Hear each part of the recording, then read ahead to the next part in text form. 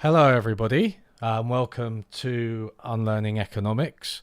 I'm glad to have with me today the blogger, policy wonk, general socialist presence of Matt Bruenig. So we're going to chat a bit about socialism with democratic characteristics, as I put it in the title, but some of the policies that can push forward socialism, how we see socialism, and how we can make attempts at socialism effective. So thanks very much for coming on, Matt.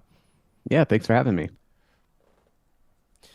Okay, so yeah, sorry everybody in the chat. I think there's a lag. Like sometimes I just sit and wait for like 10 seconds. Me and Matt were just waiting, but it always seems to just actually like cut in when I'm talking. So it just takes absolutely ages to upload. But anyway, so Matt, yeah, I mean I've been following. I'm glad we had this talk really because I've been following your stuff for God knows a decade more ever since you first started blogging, and I think we tend to have quite a lot of areas of agreement. I think there are some areas of disagreement, although I get the sense that they're more cases of emphasis than substance. But could you see yourself as a socialist, right? But you're not what I would consider a typical socialist, especially online. So I was just wondering if you could chat to us a little bit about what socialism means to you and what your vision for socialism is.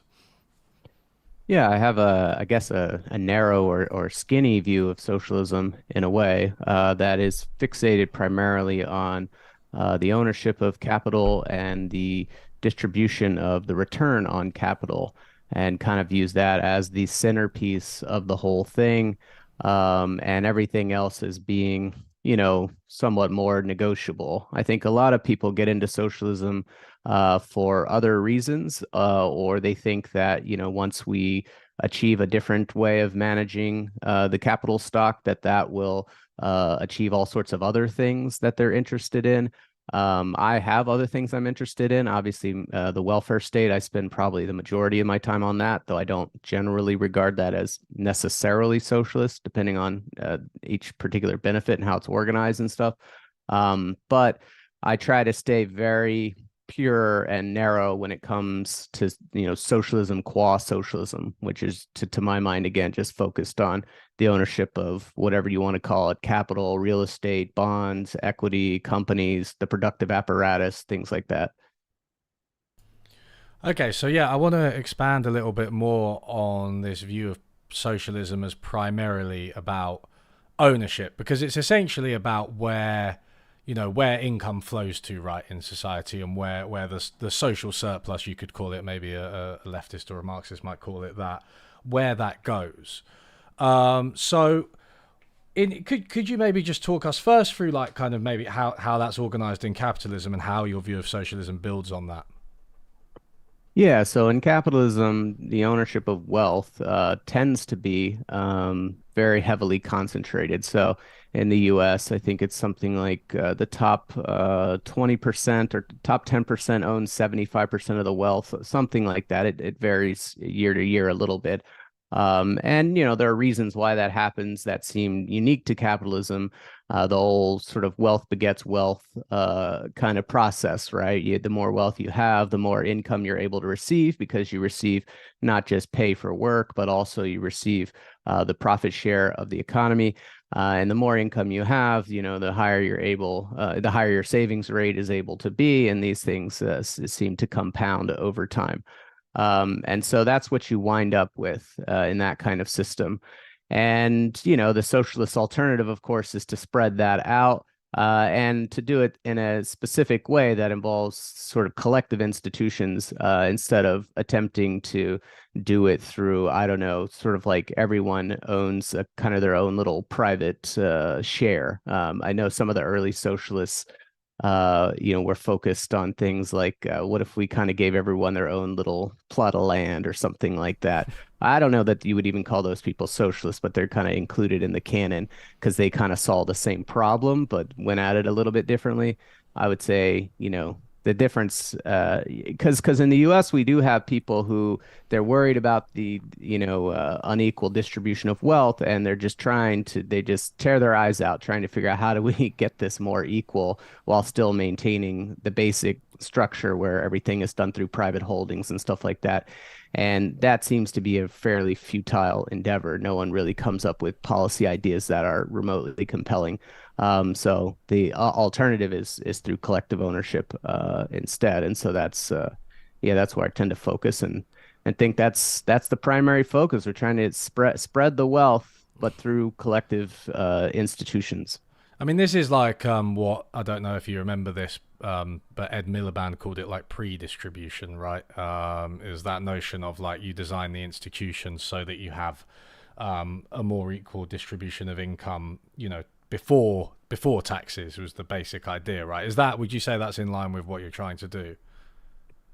Yeah, I guess it's a little bit different, I mean, I guess it's a definitional question, right? So if you take something like a sovereign wealth fund, for example, like a dividend paying sovereign wealth fund like we have in Alaska, where, they have a big pot of money. Right now it's equal to, I think, about $100,000 per person in Alaska, if you were to kind of think about it that way. But it's managed by the state, and they pay a dividend each year. Last year was like $3,500 to each Alaskan.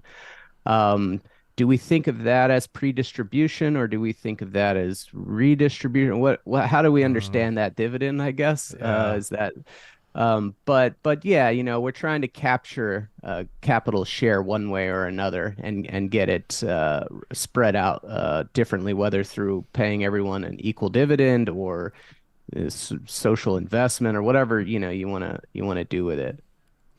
Yeah, I mean, I think your point is, and this comes through in a lot of your writings as well. I guess you don't really care what it's called, right? In a way, and that's Yeah. also what differentiates you from a lot of socialists, because you're like, let's just do all these things, right, and they'll be good, right? And we can call them socialism if we want, and we can call them pre-distribution or redistribution or whatever. Yeah, I think a lot of people are very committed to specific words describing what they're trying to do. I am just naturally not prone to that, but also, there's something nice about the flexibility of if someone wants to say, "Hey, in Alaska, everyone's a capitalist" or something, you're like, Okay, cool." Well, if that's how you want to think about it, we have this big collective pot where everyone has kind of like $100,000 share in, and they each get a dividend. And dude, if you want to say that's everyone's a capitalist, or you want to say Mm. that's the most socialist state in the US, you kind of look at it either way, I guess. But at the end of the day, wealth is way more equal in Alaska than it is in any other state, and probably any other country except for maybe Norway, or some other countries that have done something similar. Yeah, yeah. I mean, yeah. Andrew Yang called the UBI the freedom dividend, didn't he? I think it was Yeah, like, yeah. yeah, yeah. So if that's Dividend got a bigger apparently name, Dividend apparently polls better, I've been told by the people who, do a lot of UBI stuff. And I find that very, you know, perplexing, because I don't know. I just imagine most people don't even really know exactly what a dividend is. But yeah, that was exactly my thought when you just said that. I guess maybe that just helps. They're just like, oh, this is new and interesting, when yeah, oh, obviously it it's a isn't. financial thing. That's Yeah. good. Yeah. Cool. So, I mean, yeah, you've already touched on a lot of different things that I want to get to, but let's just go back to this kind of view of socialism, because there's lots of different ways of organizing the social surplus, the income that goes to people. And I think you've been an advocate of what I would call polycentricity. You might not use such a pretentious term, but it's just like you're happy with state-owned enterprises. I think you're a big advocate of those. You're kind of happy with worker democracy to some extent. You want social wealth funds as well, I think, which you just kind of alluded to, and maybe even some consumer co-ops, right? So these are all different ways of sort of redirecting these income flows to the people, as a socialist would see it. Yeah, yeah. I think oh, now I'm forgetting his name. There was a book I read when I was pretty young and working through all this stuff. He works at the Democracy Collaborative. Anyways, I think he called it like the checkerboard approach to socialism or something like that. I Okay. never really Cool. understood the metaphor of the checkerboard with all this, but when he was like, look, because his whole thing is like, look, there's quite a lot of socialist institutions in the US. If you think about it, we do have a lot of public utilities, especially in rural areas. There's the Mm. post office, there's the K through 12 schools. We kind of got that, and they look different. And in rural areas, there's a lot of consumer co-ops as well, for electricity and stuff like that. And I don't know, his case was just kind of like, look, there's a lot of different ways to do it, and maybe there's something compelling about kind of just pointing out these institutions and saying, look, we just want more, and different institutions might be appropriate for different things, and but ultimately we're just trying to get everything converted as much as we can into one of these forms, whether it's a state-owned enterprise or a fund or a co-op or whatever. And I thought, that seems sensible, and reasonable, and let's I don't know. It was very persuasive to me as a strategy for, and also as a strategy for persuading others, because it's very approachable if you can say, hey, look at this thing. Like, we just do more of that.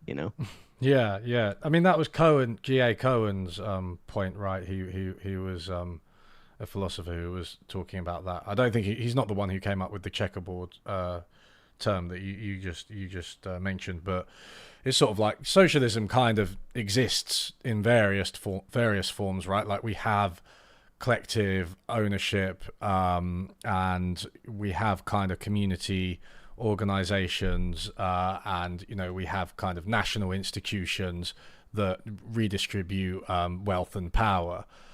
So I think I don't know. I mean, I don't. A lot of people might differ. I think this is where a lot of socialists might differ from us, because when I speak to a lot of online socialists, they seem very keen to differentiate their vision of socialism, and maybe this applies to anarchists too, as much as possible from what we already have. And they're like, oh no, it's a completely revolutionary, radical rethinking of the entire structure of production, of markets, and of everything, right? And it's, we almost can't imagine it because our brains are too capitalist. And I'm not saying, I mean, I said that a little bit facetiously. I'm not saying that's entirely wrong. Like, I think it is difficult to imagine the future, and maybe it will be very different. But it also seems to me that if you're trying to convince people, ordinary people, of the benefits of socialism, then pointing out that it does already exist in their lives is a pretty straightforward way to do that, right? Yeah, I think so. I mean, people are scared of change, and you do need to make sure people can understand what you're advocating, I Mm. think. And telling people to take a big leap of faith into something that you can't fully describe, and saying, look, our horizons are too limited, but once we make that leap, then we'll see. It sounds crankish, and I don't think you're going to convince a lot of people of that. I also just think it's, I don't know, to me, if someone comes up to me and is like, I know the truth of where we need to go, I can't really explain it to you.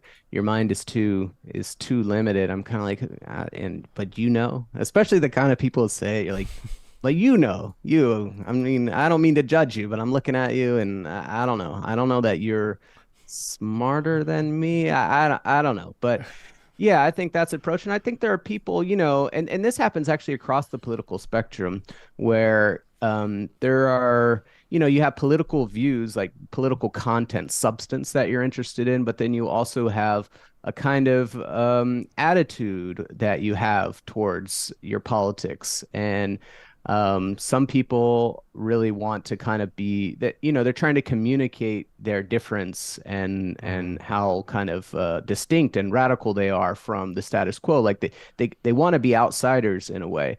And then there are some people who want to be insiders. They want to seem like, yeah, my stuff's very moderate and whatever. On the conservative side, you'll see this a lot with whatever, social conservatism. So sometimes you have social conservatives who are really emphatic about, like, we're the normal people. We're just normal. And all you Mm, guys are like wacky libs who want all this kind of. And then you'll have social conservatives who are like, I'm standing alone in a world full of debauchery, and like the whole world is fallen, and but me and my little radical club, and they'll believe the same things about whatever same-sex marriage and things like that, but they just have a very different attitude and presentational style about it. yeah, yeah. I mean, yeah, I don't know. Maybe it's good to have both. But I think it is worth pointing out as well. I mean, I get this, because I argue with people about this occasionally in my comments, because I'm masochistic. But like, it's like, you know, it is, I mean, in your, I just watched your using corporate governance to understand socialism video, which I think I said the whole title out loud because I think it just completely sums up the approach, right? It sounds like it's kind of dry and it's an accounting exercise or whatever, but it's still very radical for you to say what you essentially say in that video, which is let's get rid of shareholders, right, and Yeah. replace them with the people, right? And the people again could be workers, it could be consumers, it could be the entire population, or it could be government employees for state-owned enterprises, right? That's like you're that's very, very difficult to enact.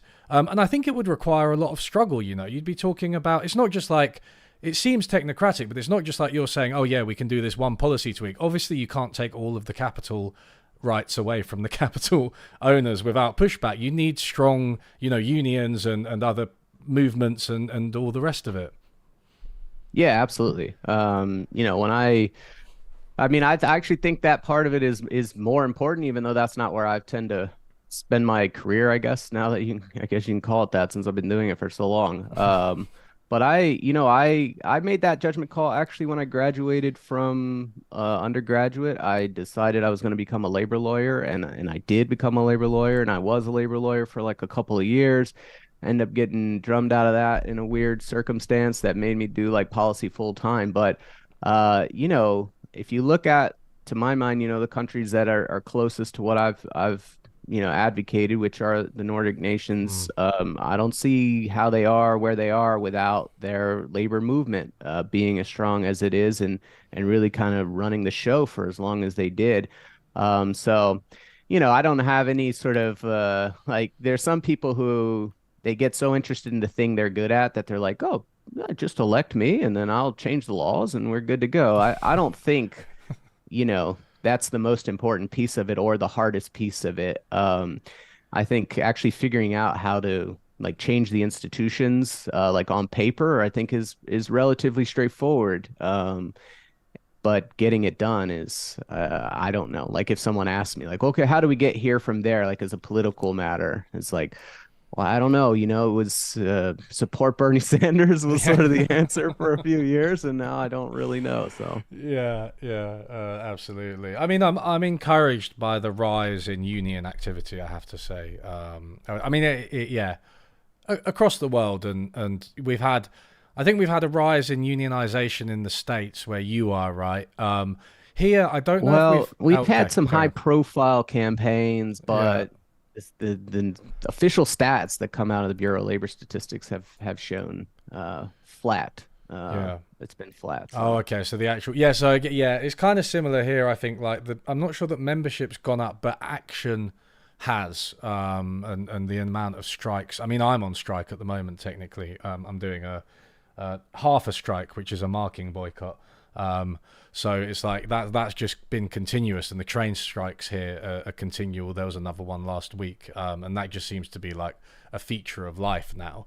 I mean, the government are talking about outlawing striking now. Effectively, that's like their solution to the problem. So I don't know if that's very promising, but I don't think even they will be able to get away with that. yeah, no, we've had, and I think we've seen a lot of organizing in sectors that haven't been organized before. Starbucks is the most obvious Mm. example, but we're seeing it with Trader Joe's, which is a grocery store, REI, which is actually technically a consumer co-op. I actually talked about them in the video. They're having problems with their management and stuff. So we've seen Unions kind of cleverly go through these sort of progressive companies and start unionizing them in sectors where it seemed like before it was Sure. impossible, especially due to the structure of the way like union laws work in the US. And so that's been very inspiring. I every few months I have like a Starbucks statistical rundown where I try to aggregate all the stuff like that. And I mean, they're still adding like a store every 2 or 3 days or something to their membership, which is, just unbelievable. But in aggregate, there's still people, Mm, there's, because we lose. I mean, every time a business goes under, all those members stop being union members, because of yeah. the way it's set up here. So. Yeah, I mean that's like the sectoral unions, right? The benefit of sectoral unions, right? Whereas they're more employer level, business level in both of our countries. Yeah, and we actually have the worst case scenario, which is it's establishment level, so it's not even employer level. So, Yeah. like every single Starbucks store would technically be its own union. Now they might, coordinate and kind of, enter into a larger structure, but every store, if it goes under, all those workers are, and in each store could be bargained individually, and that's Mm, probably what Starbucks is going to try to do is say, no, we need an individual agreement for each of our, I think they now have like 500, 400, 500 stores or something like that. It's just it's so impractical. But it may. I mean, yeah. Not only so you've got the usual problem of like the businesses can play off the workers against each other, right? And I think the unions sort of end up competing with one another as well, right? It's like they're not, it becomes the opposite of the intent of a union, right? Because you're not all together banding together to bargain for better conditions. You're all just separate, and then it's like, well, you're back to almost square one in terms of bargaining power. yeah, I mean that definitely has happened at times. I know back when they were unionizing hospitals in California, you had SEIU, and like national nurses and even some strange unions like UAW and stuff like that. They were all fighting over different collections of healthcare workers, and it got really ugly, and there were lawsuits, Mm, and there's also like a pernicious element of that, which is that in theory the employers are just supposed to stay out of all this stuff, but in practice, they interfere, and they might tilt the playing field towards one or another union that they think is maybe less aggressive or something like that. So mm. So you did mention Scandinavia, and I wanted to ask you about that because you've been a very vehement defender of the idea that Scandinavia is has more of what you could call socialism than people often make out. So it's often thought of as social democracy, and it is, right, in one sense, but it is also actually quite socialist by at least by your definition. So could you talk about that a little bit?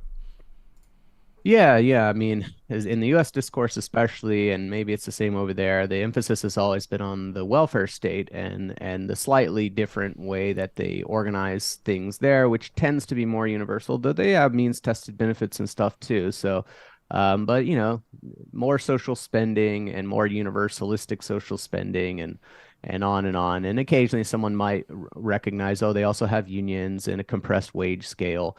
But the thing that they don't want to mention is the very high level of public ownership.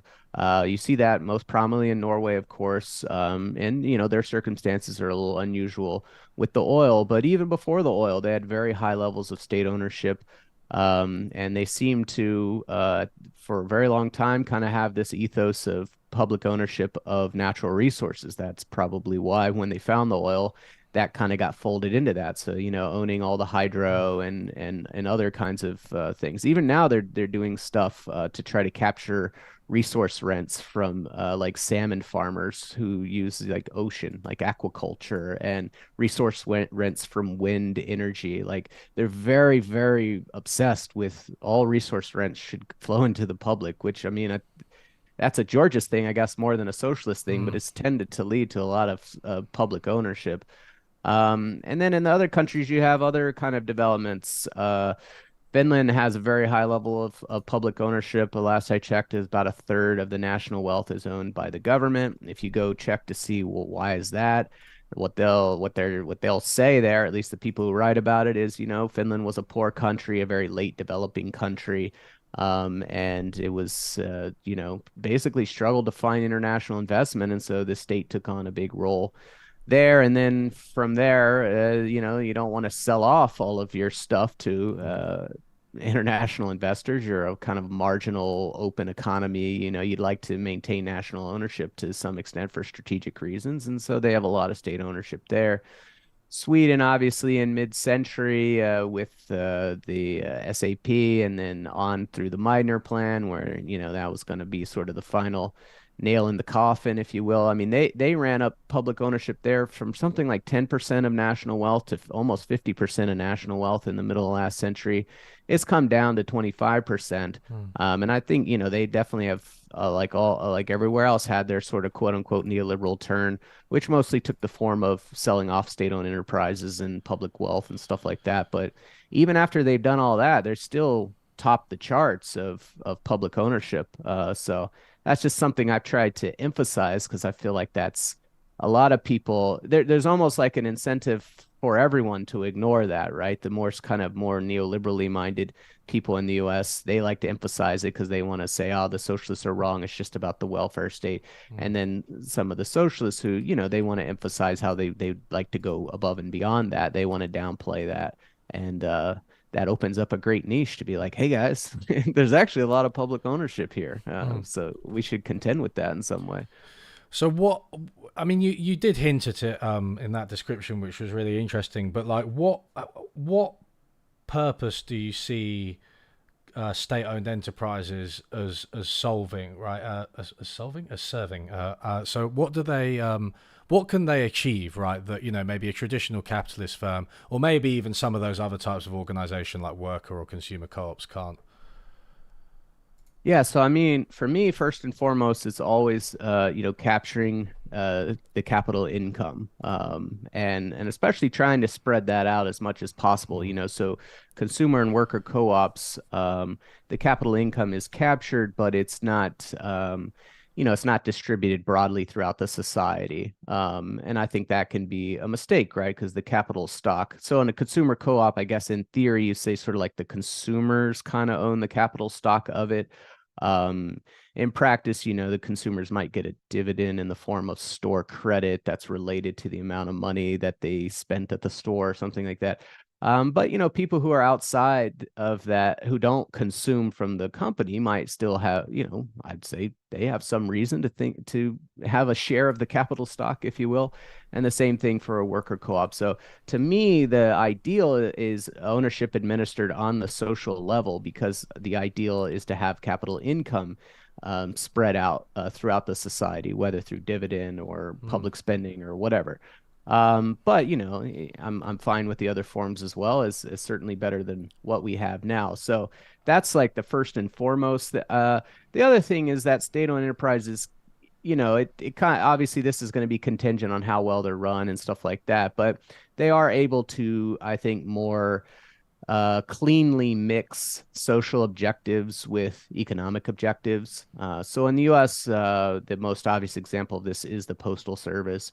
So the Postal Service has something called the Universal Service Obligation, which basically just means that they got to serve every single address in the US, no matter how far flung it is, and charge Mm. reasonable prices. And so like postage is pretty much the same anywhere. Mm. And that's a money losing venture, Yeah. obviously, when you're reaching out into the hinterlands. But that's able to be organized reasonably well, So for the most part, the profits from the rest of the business cover the losses from the universal service obligation. And you see this actually very well organized, I think, in the Nordic state-owned enterprises, especially in Norway and in Finland, where they have these official structures where each state-owned enterprise, is either identified as having, purely commercial objectives, or as having a mixture of commercial and social objectives. And then the social objective is very well defined, and you're trying Mm. to to blend those things together. I think that's hard to do with a private company. You can try to regulate them to achieve certain social objectives, but they're of course always fighting to undermine that. Always seeing how can we maybe skip that address or something like that. Yeah, yeah. I mean, it goes to the heart of what your definition of socialism is, right? Which is that if you're defining a private company as having shareholders, right, and obviously that would come with some kind of duty to the shareholders to maximize the returns to them, right? Then that's going to be the overall aim, and any social or environmental or even long-term economic aims are often going to fall by the wayside, right? So I guess that's the gap that state-owned enterprises fill. Yeah, absolutely. I mean, yeah, I think as a governance matter, they're able to mix those a lot better. But obviously, that's not a given, right? The government still needs to care about those other things. Sure. Oh yeah. Oh yeah, yeah. I mean, yeah, and it is worth saying that a lot of governments don't necessarily, and there's there's plenty of cases of state-owned enterprises um, not working very well, especially when governments aren't accountable. And there are cases of these strategic objectives just not being met, right? When you've had attempts to build industries and industrialize in some poorer countries, and these state-owned enterprises can obviously fail. I think we'd be foolish to pretend that they can't. Yeah, I mean it's at the end of the day, it's people involved in each of them. But the idea is that as with any governance structure, right, it's a set of kind of decision making methods and stuff like that. Mm, And any decision making structure can really kind of reach any decision. But the idea is that on average, they might reach different structures reach different decisions, right? And so on average, the idea is that when you have a state-owned enterprise, because of the way it's governed, it will hopefully on average tilt more towards mixing in some of the social objectives where it makes sense to do that. Whereas a private company, it's hard to see how it ever really does that, except I guess maybe if you have a very like philanthropic CEO owner who's just real, kind of idiosyncratic mm. and is maybe not, accountable to shareholders because, he owns most of it or something like that.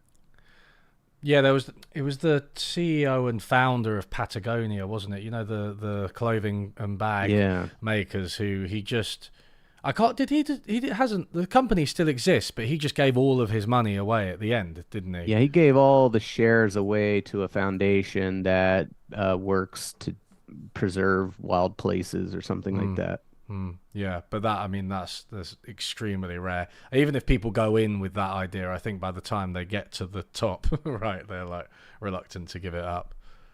Sure, yeah. Yeah, no, he was a true believer in the outdoors, I guess, which yeah, yeah. Yeah. So you've when I'm talking to you now and when I read your stuff, I do get this impression that you're very, very focused on distribution, right? And you're really an advocate of equality and of ending poverty. I was wondering what your kind of rationale for believing in equality is as a socialist, right? Why you think that equality is a an aim that we should pursue? Yeah, I mean, for me, that is the foundational piece of it. There's different paths into this, but I would say I'm an egalitarian first and foremost, and then socialism seems to be the best path towards that. So I guess in theory, if someone could convince me, that there was another system that would generate even better equality, I might, move in that direction. But so far, I haven't seen that. So. Now, why is like equality the main value? Why is that the key value to focus on? And that, I think is a trickier question. It sort of goes to, how do you justify any of your values like at the basic Mm, level? It's that's sort of like a meta ethics question, right? So Is it intuition? Is it I don't know. I will say that I guess more than anything, it's kind of a survey of competing approaches, competing values, and trying to see which of those values seem to me to make the most sense. So if you could kind of compare egalitarians to utilitarians, for example. Obviously, Mm, there's a lot of overlap there, but the big question there would be something like, does it make sense to you to sacrifice, some extra utils maybe at the top of the distribution in order to get more at the bottom, even if like it's a negative sum, right? Like yeah. you're taking 10 units of pleasure from the top in order to give 3 to the bottom. Like, are you willing to do that? And to me, I go, yes, I am willing to do that. I think that makes sense. I think that's important for like inclusiveness in society. Remember, we're all stuck together in this system where we have rules and we Mm, need to make rules. And it seems weird to me to say, hey, if you're at the bottom of this system, we're gonna cut you down in order to make someone who's at the top have even more pleasure.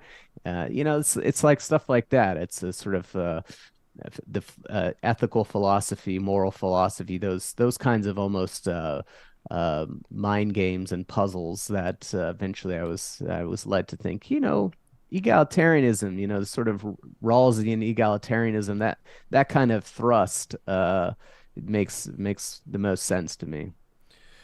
yeah, I mean, I agree with you. I would sacrifice some utility for equality. I mean, one of the other things is, I mean, these are thought experiments, right? So this is why I couldn't be a philosopher, because I do find it hard to get to do these thought experiments. But I think, you know, when you a lot of the consumption and the income of of richer people is very often positional, right? So it's like they only derive utility, because they're doing so much better than other people, right?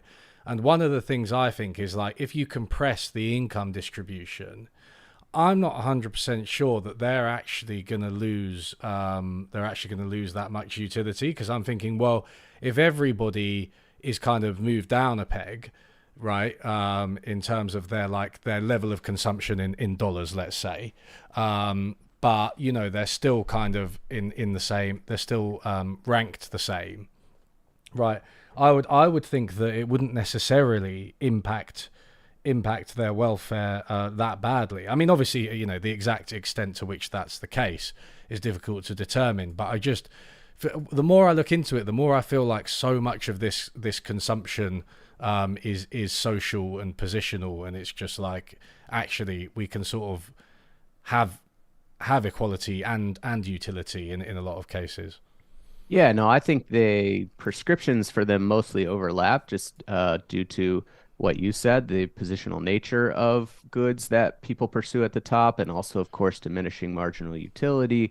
These things, I think, like I don't think you would go to a Norway or a Sweden or, something like that and say, oh, well, it satisfies egalitarianism, but not utilitarianism, Yeah, because yeah. you got to apply, even though their GDPs may be lower, their consumption may be lower overall. If you apply any kind of reasonable discount to the consumption at the top, either due to diminishing marginal utility or due to this sort of status seeking element of it, you're probably going to arrive at the conclusion that they are both.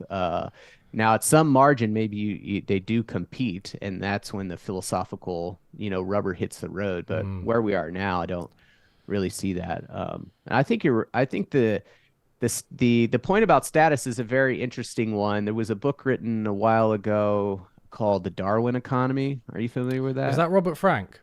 I think I was going so. to mention him, so yeah, yeah. Go Yeah. ahead.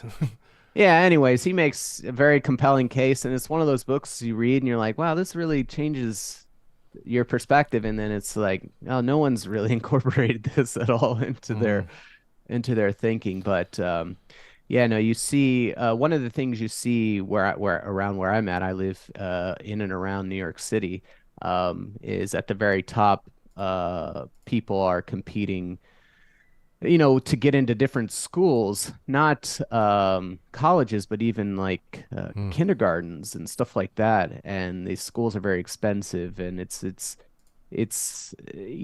thinly veiled as we care about education, but the differences they're just non-existent, at that level. mm, And but it's every time I go to soccer or whatever to see my kid play, that's they want to talk to you. They come over, hey, how's that? Oh, yeah, oh yeah, my kid, that one, yeah. Oh, where does she go to school? Yeah. yeah, yeah. That's an interesting example. I think Frank. I was going to mention him because he's done what I don't know. Maybe I'm too online. I just see everything as a troll. But he does what I consider a troll, which is to say that taxes on the rich are like a tax on an externality. The externality being the consumption of these positional goods, right? So it creates when you consume that's good school that you were just talking about. That creates a cost for everybody else, right? So he says taxes on the rich. That's just internalizing an externality, like the environment, like the standard Sure. economic arguments, which I Well, there's thought was also interesting. Yeah.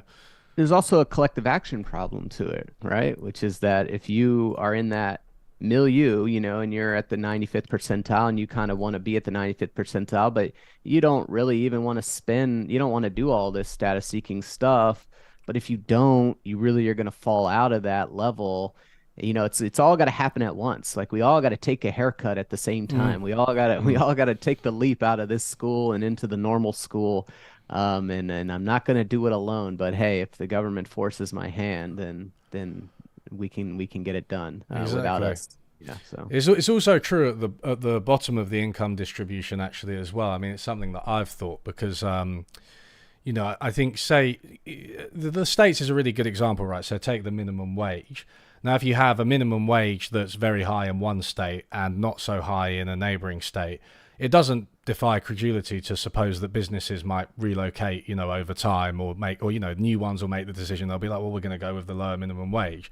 But if you've got a federal one that's the same across the country, right, or there's a floor, then suddenly everybody's playing the same game, right? It's a kind of similar collective action problem, and you've got workers who are paid well enough, but because every business has to adjust, right, you don't necessarily have those kind of adverse effects.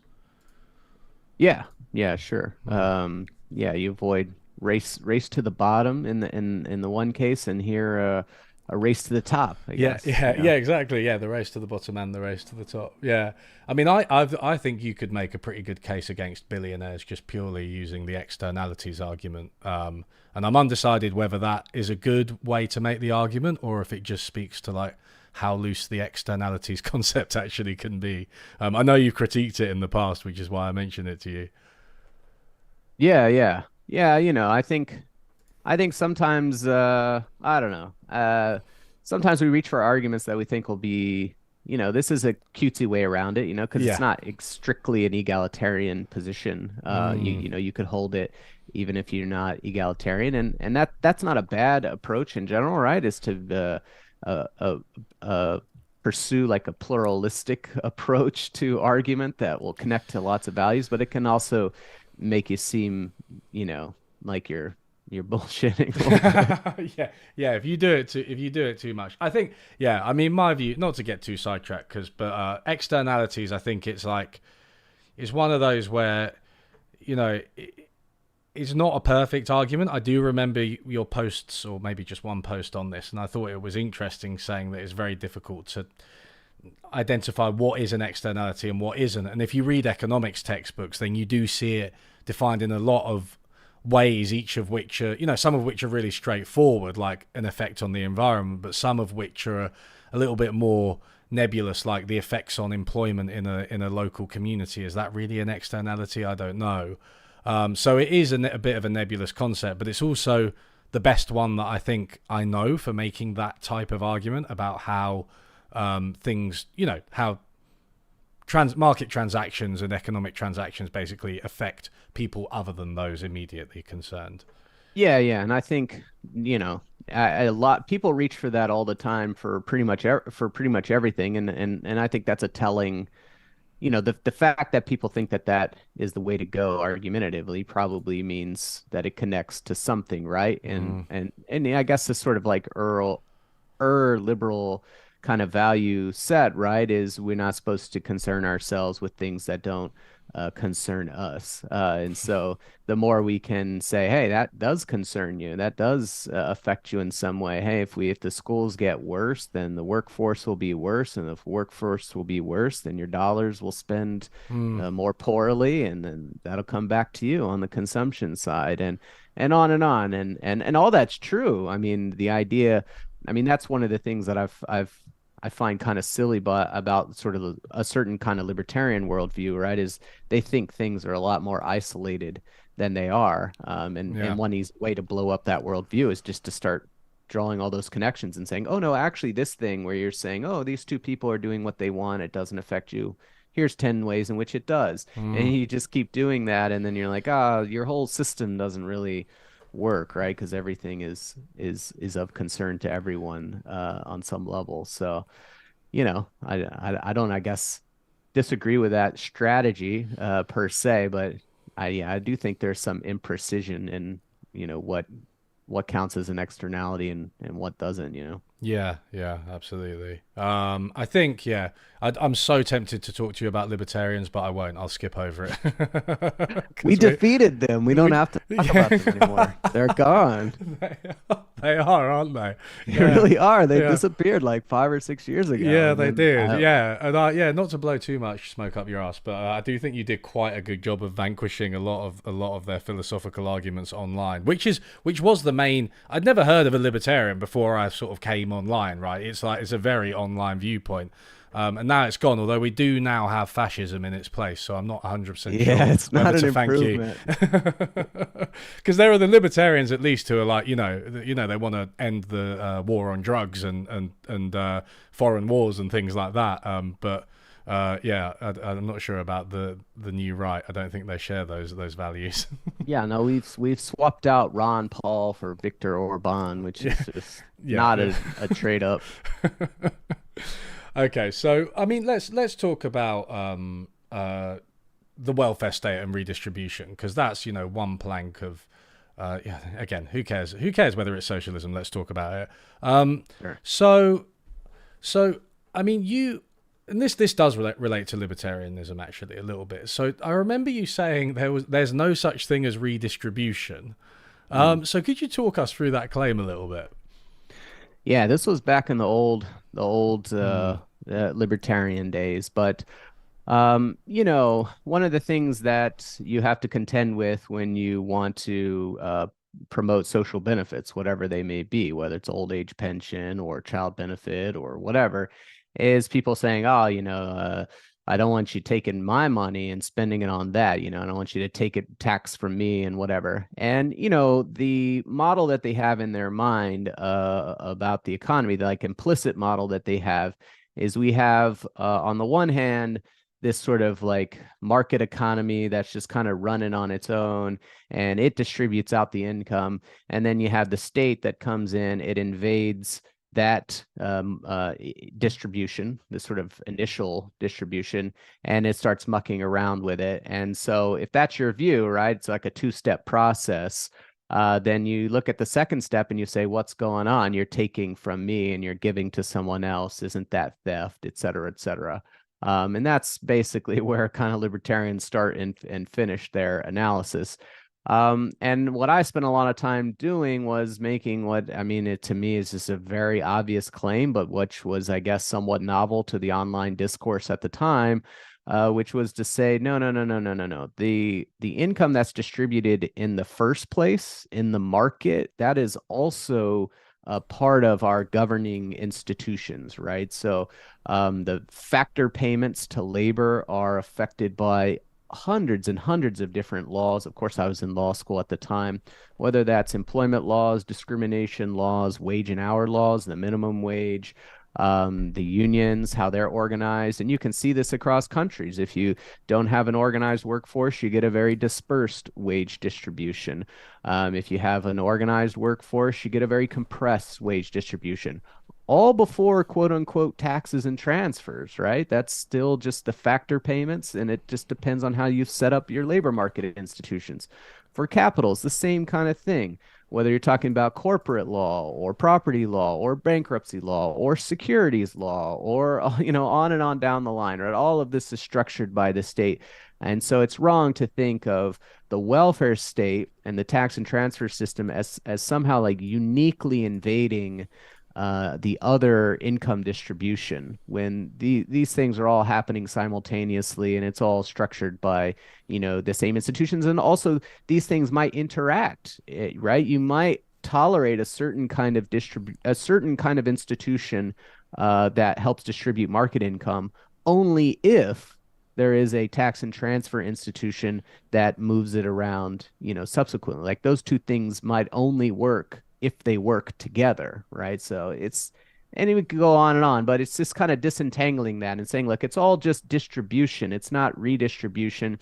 Taxes are a way of shaping the overall distribution of income in the economy, not a way of taking from one distribution and shifting to another, and so on and so forth. So yeah, I mean, it's a really powerful argument, and I think the important thing to remember about it is that in itself, it's not actually an argument for what you could contradictorily call redistribution, right? It's not an argument for higher taxes.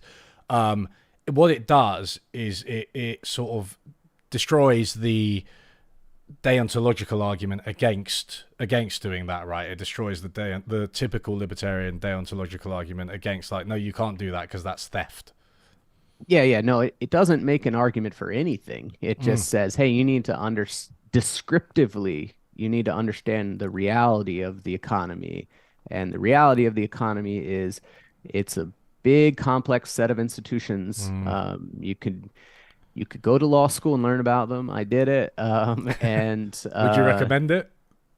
You have to do it to get a credential to be a lawyer. So if you want to be a lawyer, but other than that, no. I mean, I wouldn't recommend going to school to, if you can read and whatever, like you can learn these things on your own. But, these systems, it's a whole bundle of institutions that run the economy, and they all interact and they work together, and that's that. Now you need to decide where you want to go with it. Don't set aside a handful of those institutions and say whatever results from those, that's like the real distribution. And then the other institutions refer to those as like invading and stealing from the result of the first one. That's just a conceptual mistake. And libertarians do that because they sort of lazily don't want to argue for their institutions. They don't want to say, hey, these are the institutions that should be set up, no more, no less. They want to just be able to naturalize their institutions into kind of like the baseline reality. Like these are just the natural set of things, the natural order of things. And I'm just opposed to messing with that.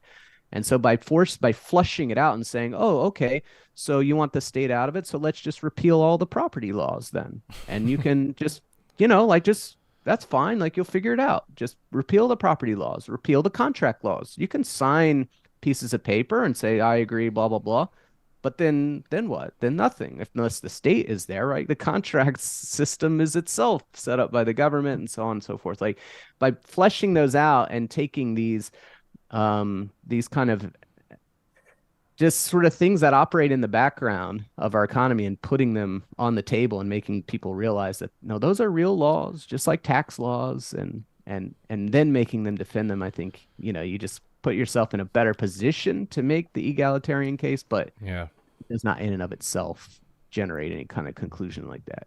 It is interesting how that vision of the economy, the libertarian vision, and you could in some ways call it the neoclassical vision as well, because sometimes economists kind of, that stuff goes into the background, certainly with the basic theories, but it just doesn't survive any type of contact with reality, any knowledge of the law, any knowledge of history. You look into like how housing tenants rights are defined, and landlords versus renters, and what it means for the landlord to own the home and get money from it and be entitled to money from it, but actually not be allowed into it, at least without a lot of you read through just those regulations and you're like, all they're doing is defining a property right.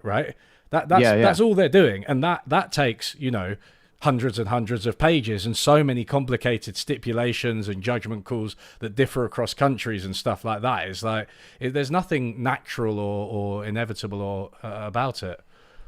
Yeah, no, I think yeah, in a way you could even abstract it to say like all of this is just property law, like in a way, right? But they have a very like almost sort of childish notion of property as just kind of being like, well, this is mine and I have full dominion over it, and then on it goes. But the second you even begin to try to look into anything like that, any kind of property arrangement, any transaction or whatever, it's almost, it's just a set of rules. Like Yeah. there's really nothing there, and the rules vary reasonably based on the transaction and what you're doing. Property law is like a notoriously difficult class in law school. It's one of the classes you have to take in your first year. And it's just notoriously complicated and sticky. And one of the things that they struggle with, they do eventually get there, but I remember in our class and in our textbook and whatever, is getting people to understand that ownership. So we have a division in like legal cases, and I'm sure it's the same there, between questions of fact and questions of law, right? You got to settle all the facts of the case, and then you apply the law to those facts and generate a conclusion. And one of the big takeaways from this class that they emphasize over and over again is, you guys probably think ownership is a question of fact. It is a question of law. And this is something you just have to hammer people over and over again, because they're like, oh, well, as a factual matter, this belongs to them. They're like, no, no, no, no, no. Who it belongs to is a consequence of the law. It doesn't precede the law. So we have to look at the rules of the law to make that determination. Yeah, absolutely. It's really interesting. I mean, I've never been to law school, but I've tried to look into this. I mean, you say if you've got a computer and can read, I think one of the sad truths, maybe this is just me, but one of the sad truths of school and having to jump through the hoops to get grades and stuff is that it forces you to to study this stuff. Whereas, like, if you just left me in front of a computer, I have access to all of it, and I do some of it, but I feel like I wouldn't be quite as committed, and especially with law. I mean, it's so difficult to learn about. Yeah, no, I am. I'm being a little glib about that, but I'm more of an self learner than I think that I'm maybe in the top 1% of self learning tendencies. So. Yeah. I get that. So that was kind of an abstract introduction, but I wanted to talk to you again, right, about like the practicalities of the welfare state. So, you think we need a welfare state as a matter of necessity, unless you're talking about, obviously people starving, right? And I think this would apply to capitalism, but also like what you see as socialism, right, as well. So could you talk us through why you think that's so important? Yeah, so this is an area where sometimes I will rub up against certain socialists. But I have what is certainly not a unique to me view, but almost kind of an old-timey view that I've tried to bring back to the fore of the welfare state as being primarily the institution through which we provide resources to people who do not work. I think I have this theory. One day I'm going to nail it down and write a book about it or something. Probably not, but I've poked around on it. Just to interrupt on the book matter. Is that something you've ever actually properly pursued, or have you had interest on that front? I have people contact me wanting me to write books frequently, but I really just I have two young children. I mean, a book is would be like a third child, I think, for the duration. It's a lot. But sorry, anyway, I interrupted you, so please carry on. I was just curious.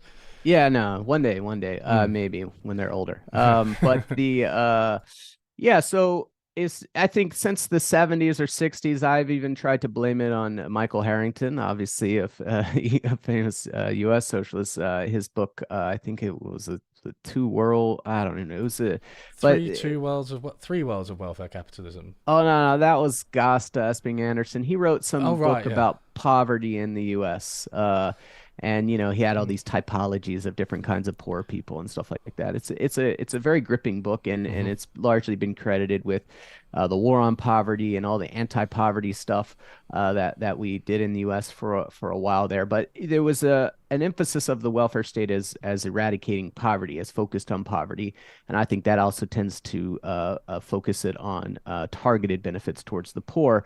But prior to that, you can find in a lot of countries people writing about the welfare state as just providing income to people who don't work. And the issue is that, people who don't work, they don't have access to money from the market economy unless they own a lot of stuff. But as we mentioned before, very few people own significant amounts of assets. So you have this sort of third class of people that is not typically recognized in our great struggle between capitalists and workers, which are non-workers.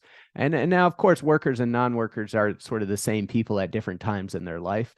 But as a matter of distribution, right, you have to get the distribution right every single year. So in a given year, a lot of people are children and they don't work, or they're retired, or they're disabled, or whatever.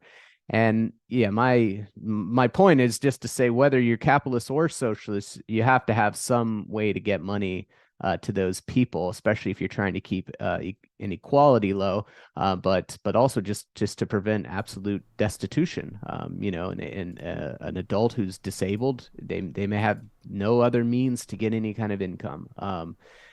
And I think this can sometimes rub socialists the wrong way because there's alternative view that a lot of socialists subscribe to, which is that the welfare state is this kind of patch onto capitalism that just ameliorates some of the like low pay and exploitation at the bottom of the society. Um, and I think that they're just missing the boat there, right? The welfare state is not primarily for low wage workers. It's primarily for people who don't work at all. And even if you had a socialist society, if in that socialist society you were primarily distributing income through wage payments, even like perfectly equal wage payments, Hmm. you'd still have this problem of getting money to people who don't work. So Yeah, absolutely. It's a really simple but uh, powerful argument, I think, for the welfare state. Because I don't. It seemed there was this strange sort of, well, I don't know if it's strange, but there was the kind of what you might call a worker centric view of it, I think, where it's like you said, it's just sort of about people who are maybe temporarily out of work, and maybe redistribution in general, but you simply cannot escape that a lot, most of it. I mean, I think it's around, very loosely, it's like 50-50, isn't it, usually, in terms of yeah, population, right? right now in About, like developed world, yeah. yeah, in rich countries, right? It's like about half the population just aren't working, and they're not going to work, right? They're either too old or too young, or they're engaging in other activities, like child rearing, for instance, which has mostly been women. And if you have to address those inequalities, and, well, not just inequality, but outright poverty, if you didn't have that welfare state, it's just a basic fact in modern society, in modern economies, that is the mechanism we have to deal with the fact that half of people don't work, right? And I mean, you might try and think of another one, a more communist one, but I haven't seen one that manages to do it at such a scale. Yeah, yeah, no, I mean, you could imagine getting rid of wages, I guess on some level, and then now everyone just gets a pay, and then you're like, hey, there's no welfare state, I mean, you could still Mm. conceptually back out the welfare state there and be like, well, wait a minute, this guy, he works, and yeah, he doesn't get a wage, but we could imagine what his wage might be, and he's getting less than that, and we could imagine that as a tax or whatever. But But in all sort of practicality, right? We're gonna want to have a program for the old, for the disabled, for the unemployed, for children, and a number of programs. It doesn't always have to be cash necessarily, right? For kids, you have childcare benefits and Mm, school, and for elderly and disabled people, you have social care and stuff like that. mm, So, but they got to have some way to do it. And the other part of that piece is not just that some people don't work, it's that because some people might say, well, hey, yeah, maybe kids don't work, but they live with parents who work. The other piece of that puzzle is that the people who don't work, the 50% of people who don't work, they're not evenly distributed across households. If that were the case, then right. okay, cool. We've got a 50-50 mix in each household, either one worker and one non-worker, or two workers and two non-workers. And then maybe it's all well and good. The factor payments to the workers will spread to the non-workers because they live in a family together. But that's just not how it works, right? A pensioner couple has two non-workers and zero workers in it. Mm, If a single mother with three kids, we got one worker and three non-workers in it, and mm. and on and on, right? So you're gonna have massive inequality, even if you had equality in every other facet of society, like every wage worker was paid the exact same wage, you would still have massive inequality between families just because the distribution of non-workers is not equal across families. So. Yeah. So I mean, what do you think? You've written quite a bit about some of the Biden administration's policies, which have, at least at one point, seemed to be making motions towards an expanded welfare state, especially in, I mean, notwithstanding COVID, but especially in childcare. So, how do you feel about those? Do you think they're move steps in the right direction? Do you think they're going to be sustained? Yeah, I mean, we had the when he got in, we had the sort of stimulus bill, sort of a 3.0, because Trump did two of them, and then Biden did a third one, and it was very similar to the Trump one, but different in certain important respects, including that for 1 year they were going to have a monthly child benefit that actually went to poor children. We have an annual child benefit in the U.S., but it is phased in, meaning that if your income is below a certain level, you are not eligible for it, which seems very paradoxical. But the idea is that that's supposed to encourage people to work. And so if mom and dad don't respond to that incentive, then you go hungry. But even more incentive for Yeah. them, I guess, to work, because that's very motivating when your kid's hungry, I suppose. But and he genuinely wanted to make that a permanent thing, and it just didn't make it through because Joe Manchin, the sort of the center of the Senate right now, the swing vote, if you will, he didn't like it. He thought that this has been reported that he thought that poor people were going to use it on drugs, and so they nixed that. Oh, And then they were trying this other bill called the Build Back Better bill that included a lot of welfare state stuff. It was going to include, and I don't know, we can get into the details of each of these things, so it's kind of irrelevant now that it didn't pass. But there was money for childcare and pre-K and parental and paid leave. The child tax credit thing was in there as well. And a number of other, but more money for social care and Medicaid and so mm, on and so forth. That all got killed. The only thing we wound up with in a permanent way for the welfare state under Biden, and that's not going to change in his first term because Republicans now control the House, was in our healthcare system. If you are an individual who needs insurance, but you're not poor enough to get Medicaid, which is the poor people program, you have to go buy health insurance on an individual exchange using a sliding scale subsidy. But they had a cliff where if you made more than 400% of the federal poverty line, your personal income was over that, you now had to pay the full premium for the health insurance instead of like a mm, sliding scale. So like making an extra dollar could cost you, I mean, tens of thousands of dollars right. potentially. And they fixed that. So now it's a more of a smooth scale all the way up. But that literally affects like 2 or 3 million people out of 330 million in the country. They did that. They changed some of the prescription drug stuff for Medicare, which is the program for elderly and disabled people to get health Yeah. care. That's it. That's all that really made it through. So. Mm. Yeah, yeah. I mean, I don't really want to get into the U.S. political system. I'll just be very depressed. But I was just thinking. I mean, it came up at least twice in what you were saying, and I wanted to talk to you about it. A big issue, I think, for the modern social democratic or democratic socialist movement is means testing. That's become something that's really our enemy, I think, means testing, right? So you were talking about it with the subsidies, right? But also it came up with the healthcare, right? And it's these means tests, and it's all it all sounds good, I think, because basically what people will say to you is they're like, well, do you want the rich to receive these benefits? And the intuitive answer for that in my head still now is still like kind of no. Well, I do see where you're coming from, right?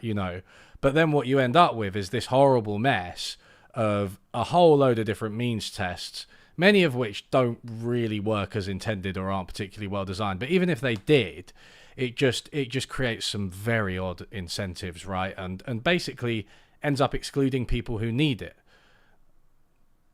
Yeah, absolutely. I mean, and anytime you try to exclude, like I think, and I've tried to emphasize this more recently, is like focus first and foremost, not on this abstract question, but on what practically does this look like when you administer it, right? Think about it. We have Mm, a welfare office, we have people who work in it, there are forms, there's like a system here.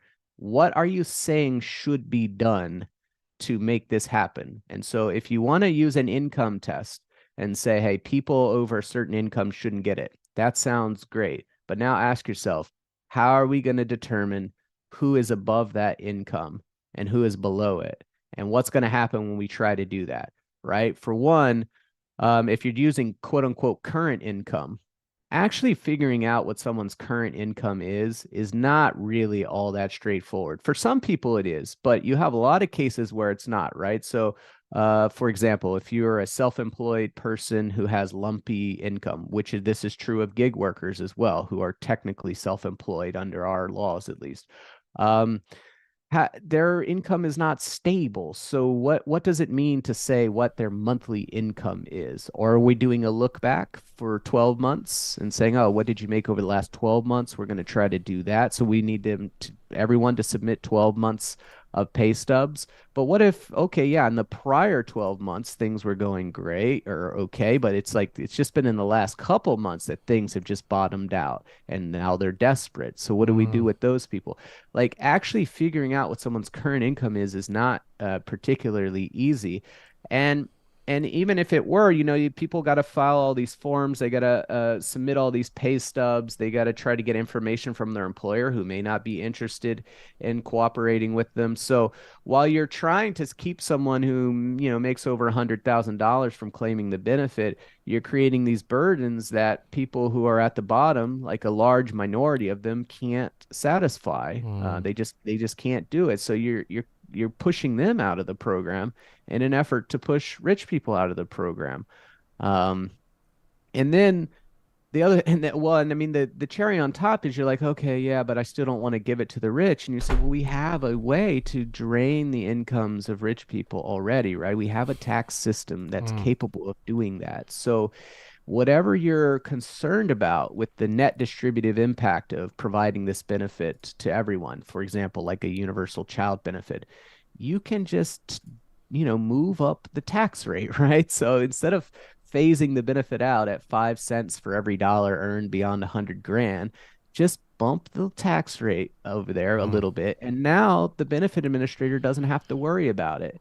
And people don't have to file all this information about their income to try to get the benefit. The benefit just flows to everyone. And then we use the tax system, which is really good at adjusting incomes. mm, And it has the benefit of being applied annually using retroactive information, and not having to try to guess. And if you've ever seen these systems up close, I mean, it's really quite crazy watching them try to figure out like what someone's income is going to be for the year or something like that. For the one I was telling you before about the exchange healthcare plans that you get as an individual, you have to predict what your income is going to be for the year. So Yeah. you have to say annually, I think this year I'm going to make this much, and that determines how much subsidy you get. But if you're wrong, then you might have to pay back. And it's like these people, like the whole notion of buying health insurance on the individual exchange, it means that you're not on Medicaid. You're not like in a normal employer situation, because if you were, you'd be getting it from your employer probably. You're in some kind of unstable individual employment doing odd jobs or something like that. And we want you to tell us what your income for the year is going to be. It's just, it's ridiculous. Yeah, no, I mean, I couldn't agree more. And the thing is, right? It's like with taxation, it it cuts across the entire system, right? It's like the total, right? The total distribution, whereas each benefits program, is or benefits broadly defined is administered individually, right? So it's like you can't guarantee that what you're doing actually has a progressive impact overall. And then once you put them all together, then you're even less guaranteed, and they maybe interact in weird ways. Yeah, I mean, and in many ways, like each means test is its own tax system. And so Yeah, if you've got like 10 benefits that all have different means tests, then on top of your normal tax system, which is like a means test for factor payments, yeah. right? We have a means test for or I guess sometimes they might apply the tax to benefits as well. But on top of that means test, you've got 10 other ones. So you've got 10 parallel tax systems Mm. working. They use different income definitions. I mean, I guess you could fix that, but um, you don't need 10 different tax authorities trying to plug through all of this income information. Especially, and I mean, again, I guess maybe you could streamline this to some extent, but for the US benefits that use the means test, like each office wants you to submit this information separately. Like it's not as if you go to them and they go, okay, cool, we'll pull your record up from the computer and it tells us, what you're making because it's been reported to this. No, Mm. so you're basically filing a tax return for every benefit that you're trying to get. And each of these agencies is dealing with the complications of trying to figure out what your income is for purposes of applying the means test tax. Like one funny like kind of anecdote about this is I think it was in 20 like a few years ago, Jeff Bezos, we know this because his tax returns were leaked recently. He got the child tax credit, which is only meant to be for people with income below, I think at the time it was like $90,000 a year. He got three child tax credits for his kid because, just the way his income worked out with capital losses, like Amazon stock was down or something like that. He was able to his taxable income was reported at like $30,000 or something. Which I mean, if it had been reported at zero, he wouldn't have been eligible. And if it had been, reported over, but because it was reported at $30,000, he got $6,000 worth of child tax credits. And it's like, well, yeah, so what do you want to do about that? Like, obviously, this man is not intended to get, like, in the spirit of things, Mm. to get these kinds of benefits, right? It was like the wealthiest man in the world. Um, but what? So we're going to add an asset test to it? So what, we're going to have everyone report their assets, like, like, I don't know. Yeah, we can't do it. So it makes sense just to give it to them. But in that case, just give it to everyone, Mm. and then we Yeah. can work out the rest through the tax code. So Yeah, and it reduces administrative like burden as well, like as you've described. I think there's also something. I mean, I'm probably not the best at expressing this. I'm not very good at sociology or politics, but there's something about having a suite of universal benefits, including maybe UBI, but also schools and everything else, that are just free at the point of use for everybody, within a society, and that you are a member of that society, you're entitled to those benefits, and in that sense, although there would still be inequality, everyone is treated equally by that system, right? And it doesn't matter who you are, how poor or rich you are, right? I think there's something to be said for that. Yeah, yeah, and yeah, I mean, I think it just makes for a neat, arrangement. It's very simple. But then there are aside from the technical aspects of administration, there's also the question of inequality, and this goes back to how you view the welfare state, Mm, whether you're viewing it as m meaning primarily to help poor people or primarily to provide income to non-workers, right? So, Jeff Bezos has a lot of money, don't get me wrong, and I'm sure his kids are fine, but his kids do not work. They mm, don't receive income from the market. So, they should get some income. mm. Just as if he had a disabled wife in our system, she would receive a disability benefit Yeah. regardless of his income. And the same for unemployment. And I know different countries do it differently. But here, if you become unemployed, and your spouse makes $1 million a year, you still receive unemployment benefits Mm, because, you're unemployed, you lost your job, and here's your money. So if you view it as in that way, then you don't really have a problem with giving because you're not giving money you're giving money to non-workers who happen to live with people who are mm, rich. mm, Um, and you also want to create what they call horizontal equality at every level of the system, right? So if you have, let's say, a married couple, they both make good money, so they're making, I don't know, let's say 150 grand or something together. And they have no kids. And then you got beside them the same couple, same jobs, 150 grand, and they have 3 kids. Those people are living very different lives financially, even though the two parents work and are identical, right? And so we would like to have a cross transfer between those two people, it seems to me, right? To create equality between those two family units. And the mm, only way to create equality between those two family units is to adjust their income in a way that accounts for the fact that one of them is caring for 3 kids and one of them is not. And mm. that's going to require a universal benefit with the kids getting free school and a check each month and whatever. So Yeah, yeah, absolutely. It's a really good way of putting it. It's I mean, it's I guess you kind of said this, but another way of putting it is like it's redistribution within the family unit as well. Like even within Jeff Bezos's house, right? It's like, okay, he earns loads of money, and yeah, of course he uses it to take care of his family. Of course he does. But like, still, what we're saying is there's this, we tax him and give it to his wife and kids as well, right? If they're not earning. That's a bit of a sexist assumption on my part that she wasn't, but let's just say the kids weren't earning, right? yeah, We're still having that redistribution, right? It's still necessary. It's still a part of the welfare state, as we discussed earlier. sure, yeah. And I mean that's especially true when you're dealing with other adults in the household. Obviously, kids are you're going to be the custodian of the funds that come in for them anyways. But Yeah, true. if you have a disabled spouse or an unemployed spouse or a spouse who's taking care of kids, the fact that I mean, people have made this point forever, though the solution has often been to try to get them into work, which is fine to some extent. But if you're the only one who all the money coming in is in your name and potentially in your bank account, that's not great for the spouse, and we'd No, like the spouse to have their own source of money. So no. I mean, yeah. In terms of sort of the liberation of women, I think like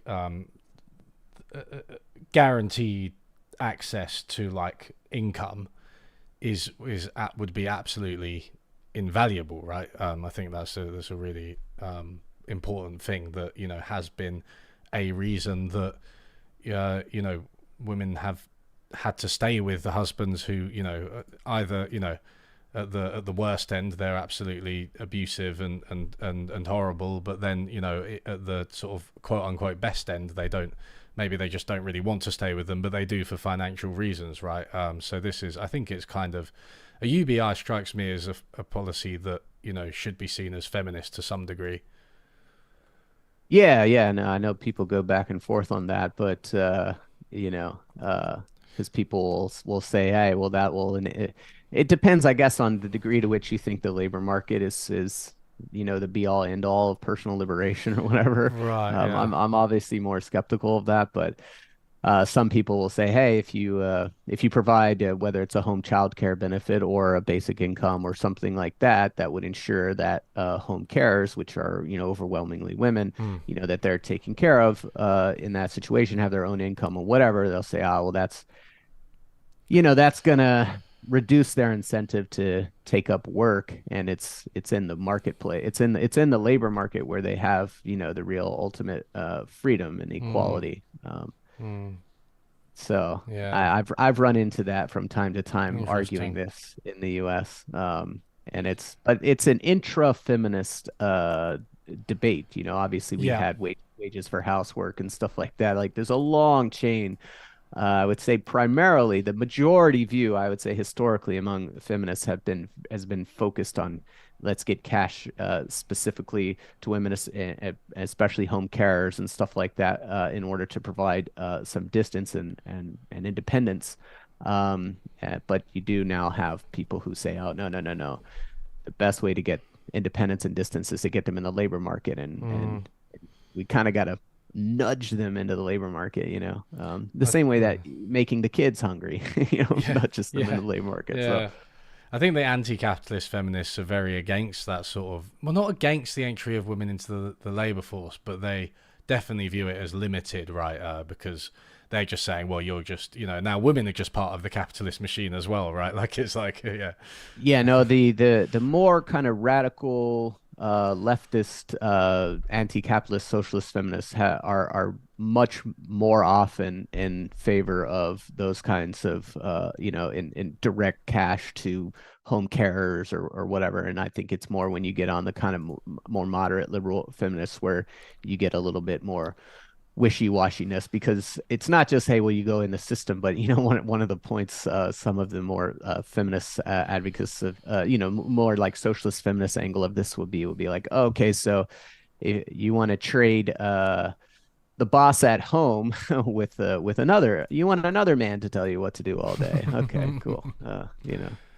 yeah, And not a it's not yeah, fair for women to be harassed in the workplace oh and whatever, yeah. so I've also heard a critique, which is, yeah, it's kind of convincing, that one, and it's also like, there's that critique where it's like, okay, we've got like, uh, you know, women go to work and we've got like state-funded childcare, but like, oh, who's working in the state-funded childcare? Well, it's women, yeah. right? And it's like, yeah, I mean, it's not the economics can't solely sort of fix, sexism and so on. Like there's, yeah, it's always going to be it's always going to be, yeah, I don't know, those tendencies are going to be reinforced by, I think, even a socialist economic system. I don't think if we had socialism as you're describing it tomorrow, then obviously I don't think, to be clear to everyone, like sexism would disappear or anything like that. That's absolutely not the case. Yeah, no, no. Yeah, no, if your objection, if your reason for nudging people in the workforce instead of providing, say, like a home caregiver benefit or whatever, is, well, we want to change the gender distribution of labor. We don't want it to be that, you know, taking care of kids is a women's thing. And like I agree with Mm, that. Like we sure. we should want to change that. But as we've seen in the countries that have been most successful at getting kids into childcare, it is literally like 95% female workforce. Yeah. So yeah, you change the household dynamics, which may be useful, though maybe not, just depending on the situation. Maybe the home caregiver allowance would have also changed the dynamics in a way that achieves that goal. Mm, But you didn't really change the gender distribution of yeah. childcare work. Yeah. And I don't know, you know, I a lot of there have been attempts to do it, and I have no idea how you do that. Like No. how do you change the gendered self-selection into different sectors? That's a tough one. I think these are, yeah, these are very deep seated kind of social norms, aren't they? That it just, yeah, it's not easy or quick to change. I want to ask you about something else which is a bit controversial. So I'm trying to get you into as much trouble as possible. So, what's your opinion on the MMT view that taxes don't fund spending? Now, this is something that you see a lot, right? People say, look, taxes don't actually fund spending. Spending comes prior to taxes. The government spends, then they tax it back. The government can just create money through whatever means to fund its obligations. The real limit, which is inflation, and that tells us whether we're at full employment of resources, right? So MMTs would tend not to emphasize taxes as a way to fund the public spending that maybe you're advocating. Do you agree with them? I think both. I think there's two questions, right? Because it's like, do you agree with them on a technical level, and then do you agree with them on a kind of political or rhetorical level? Yeah, I've spent a lot of time on Twitter, though less time writing because I've tried to just be like, this is not worth writing about. But occasionally I have written about it. And what I can tell from what they say, to me, they really like to engage in some semantical games. I think they a lot of times like to use kind of shocking language that when you unpeel it, is actually saying something quite banal.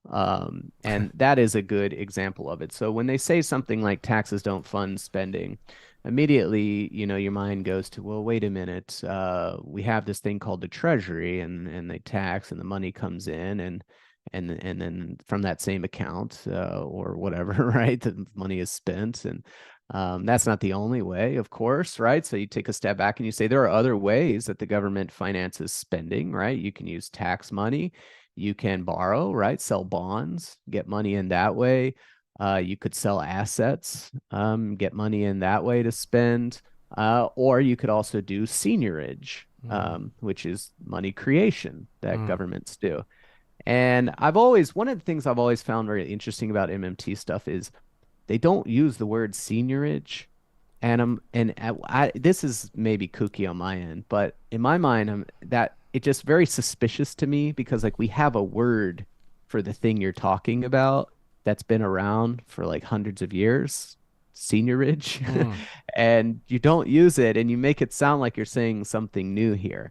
But yeah, the government can create money. They create coins back in the old days, right? They would Yeah. create coins and they could spin those in, and like the difference between the cost of the coin and whatever the face value of it was, that would essentially be sort of free money, if you will, to the state.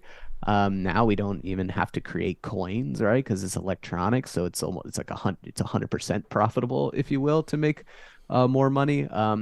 But yeah, so that to my mind, that's how you usually would think about it in a sort of economically minded way, is that, the government uses taxes, borrowing, and seigniorage to fund spending.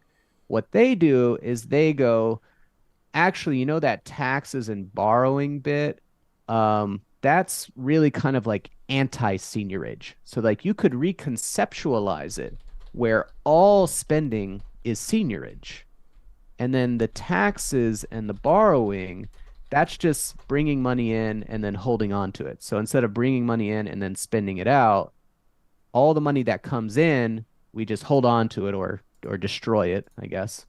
And then all the money that comes out, we'll just call that seigniorage. Mm. And you go, okay, I mean, you could conceptually do that. I don't know if like from a matter of like accounts, like if you were to track money through the system, whether that's like quite what they're doing, but conceptually, I get it. Sure, all the money spent out, seigniorage. All the money comes in, anti-seigniorage. Mm. And then you go, okay, so what does that do for us? What is that rejiggering of our thought process? What does that do for us? And they go, well, what that means is when the economy is operating under capacity, you can do more seigniorage than you do anti-seigniorage, right? You can spend more than you tax or spend more than you borrow. You can print money. And the net effect of that will be stimulation, Mm. more hiring, the expansion of GDP will sort of absorb that. And then you say, okay, yeah, sure. I thought I learned that in like Keynesian 101, like in my macro course in high school that I took. I'm pretty sure I learned that already.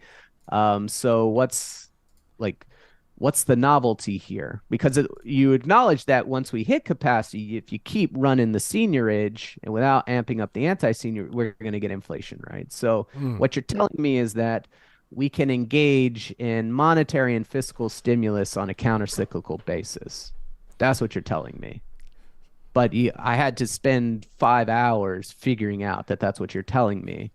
And that's very strange because that's also I thought that was a basic view. I thought that was pretty standard Keynesian. Like would most I thought most economists would agree with Mm. that, wouldn't they? So that's yeah, that's kind of what I think about that, I guess. Yeah, yeah, yeah. I was. It's a shame you can't see me. It doesn't let you send the camera to two different programs, but I was kind of like stifling a laugh then, because I know how annoyed MMT would be at that. But yeah, I mean, look, I mean, you've got economists and you've got economists. You've got, I don't know, the sort of real business cycle theorists who obviously would be like vehemently anti-seniorage, right? But no, I mean, in terms of Keynesian economics and you know, a lot of post-Keynesian economists, I think we've always sort of had that view.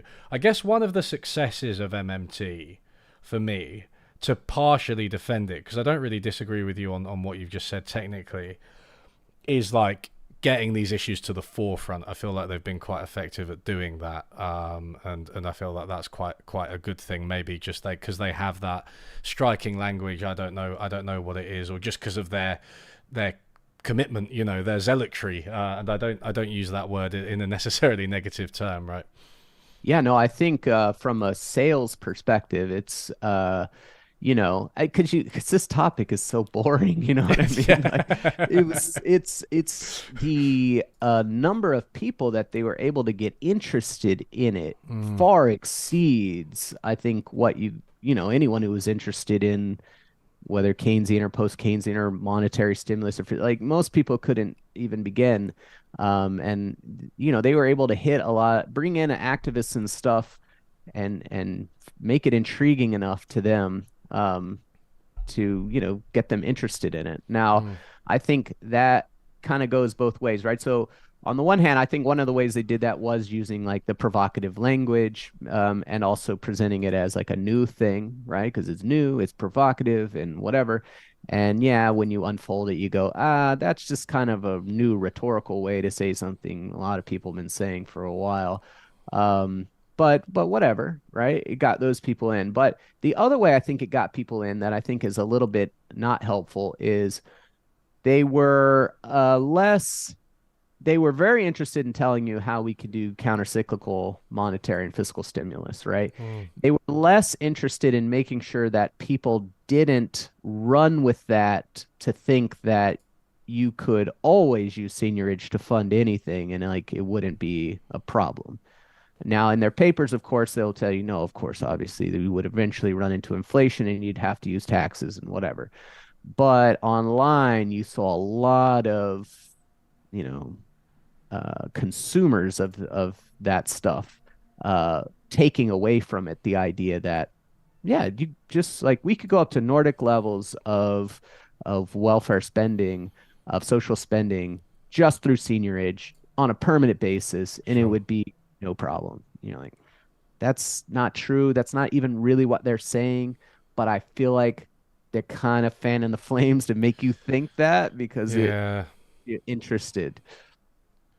Yeah, it's interesting. Like, yeah, you put it really well, right? So you've got, yeah, the political effectiveness, but then with political effectiveness comes that kind of those misinterpretations, right? And the more dangerous ideas, I think, that don't really make sense, right? Because MMT, you Sure. know, all the leading MMTers, I don't know, Stephanie Kelton, Randall Ray, Nathan Tankus as well, right? Like these people, you know, they understand everything you just said perfectly. But then I think there's a lot of that, yeah, that kind of we can just sort of do what we want with, you know, cutting taxes and raising spending, and there's no real need for worrying about, you know, whether the budget balances in some kind of broad sense. I don't mean exactly equivalent, but, you know, I mean over the long term, is there some kind of correspondence, right, between taxes and revenues? But it's like, well, if you think of it in terms of real resources, which MMTs do,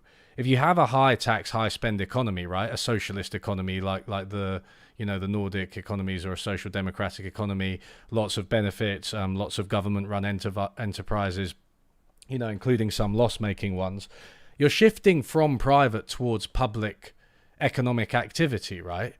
And that for me, that's what taxes do. It's right, like we're taking this money from the private sector on net. I know public employees are taxed too, but on net, right?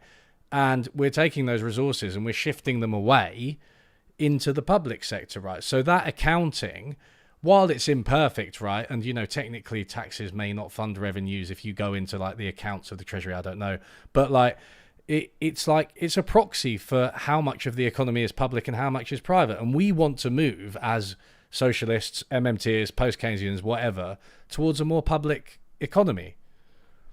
Sure, yeah. No, I mean, and if the constraint is inflation, well, the way to keep that constraint as far out as possible is to have as high a tax as possible, right? Like we want to create as much space for non-inflationary spending as possible Mm. because the public spending is the socially directed spending, which we like. And the way to create the most space for that is going to be through the highest taxes, right? Mm. So you know, and if you're really kind of selling this bill of goods that we don't need higher taxes, we don't need higher taxes, we don't need higher taxes. I mean, part of the problem you're going to run into is you're going to hit that wall much more quickly. And you're also just going to end up being discredited. I mean, I think part of what happened, I don't know, to my mind, I guess it's hard to judge these things. MMT, it's kind of gone the way of libertarianism a little bit. Like it's kind of in the rearview mirror. People aren't really talking about it as much as they used Mm. to. Mm. And I have to imagine part of that is, the inflation that we've seen and the Yeah. idea, yeah. I mean, and who knows if that, how much of that is because of COVID stimulus, how much of it is because of supply shocks and whatever. People can argue forever about that, but whatever is the proximate cause, it's hard to imagine that in this environment, more seniorage is not going to just juice inflation. So.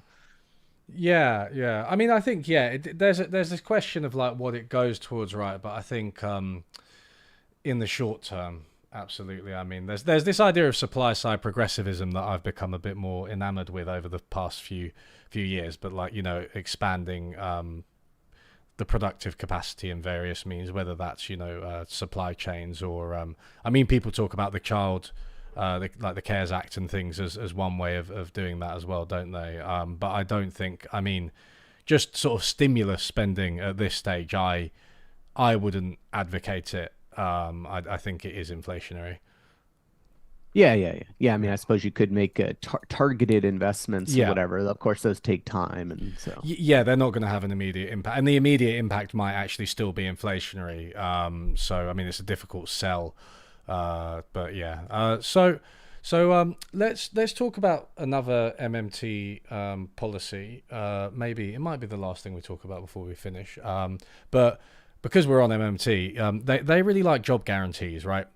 And sort of coincidentally, I watched a debate you had. The was it the DSA? It was a while ago. It was Yeah, a with couple of Mark years. Paul. That's right. Yeah, about the job guarantee. So you're not a massive fan of the job guarantee. Could you explain why? Yeah, as a kind of welfare first sort of person, when I first heard about the job guarantee, um, I looked at it and I was like, well, I know a lot about welfare systems. I've done a lot of cross-country welfare stuff. And this is normally called the workfare approach to unemployment, which, the left is usually not a fan of because they view it as kind of harassing benefit recipients and also as a way to kind of push people off the rolls and stuff like that because they don't meet their work requirements. My mind went to work for the Dole in Australia, which is a program that always sticks in my mind just because the name is so wild.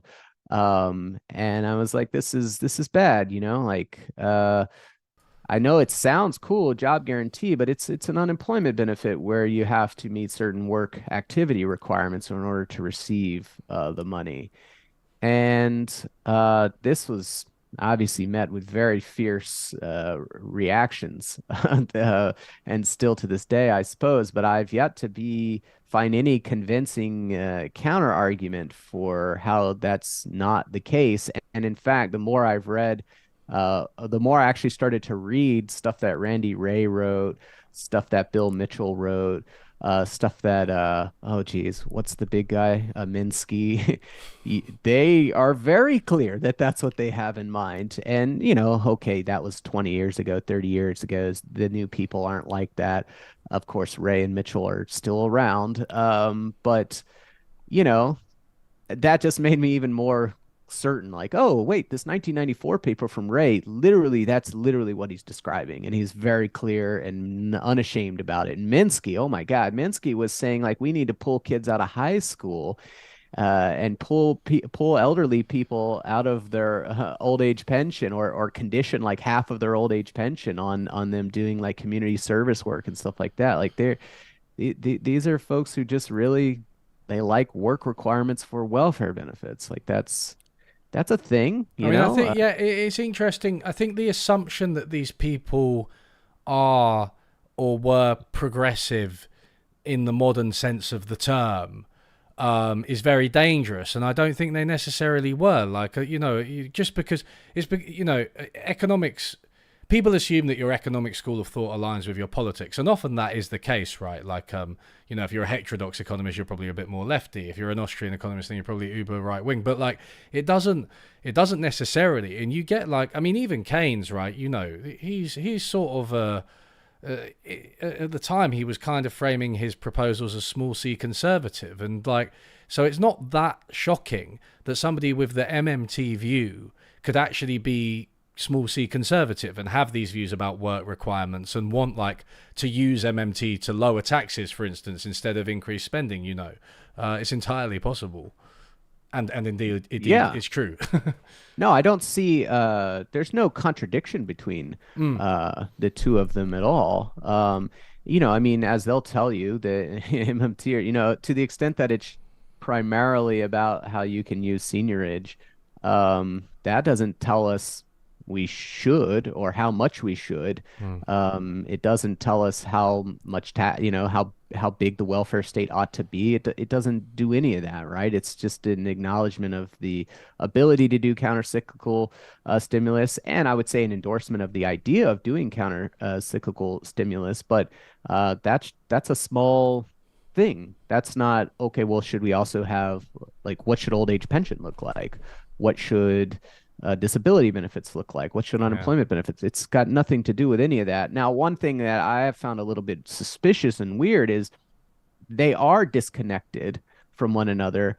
But why then why do they, everyone like adopt both of them, And I mean, that goes to the social dynamics of movements, I'm sure. Mm, But mm. I've always found that really strange. It's like everyone who they hear taxes don't fund spending and they kind of, their eyes light up and go down the rabbit hole. They also end up at the end being like, it's really key that our unemployment benefit, that people have to do community service in order to get Yeah. it. I'm like, Yeah, what? it doesn't follow at all. I really don't understand that.